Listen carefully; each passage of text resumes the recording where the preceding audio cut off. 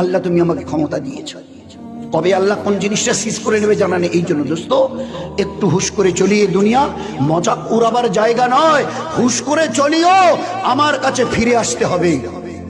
ওই দিন আমায় 4টা জবাব নেব। সারাটা জীবন কোন আমলে কাটিয়েছো? জওয়ানি যখন টকবক করত, ওই জওয়ান কালের পুরো হিসাব শোনাও। Second question will be there. সারা জীবনের হিসাব দাও।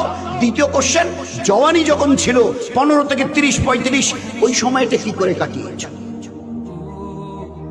মাল কোথা থেকে এসেছে আর কোথায় লাগিয়েছ পুরো হিসাব দাও।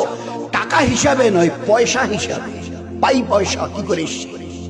টাকার হিসাব দিলে 50 পয়সাগুলো যদি বাদ চলে যায়, ফাঁকি দিয়েছ, মদ খেয়েছ, ও হবে না। পাই পাই কোন রাস্তা দিয়ে মাল কামিয়েছ আর কোন রাস্তায় মাল লাগিয়েছ, আমি তো বলে দিয়েছি কিভাবে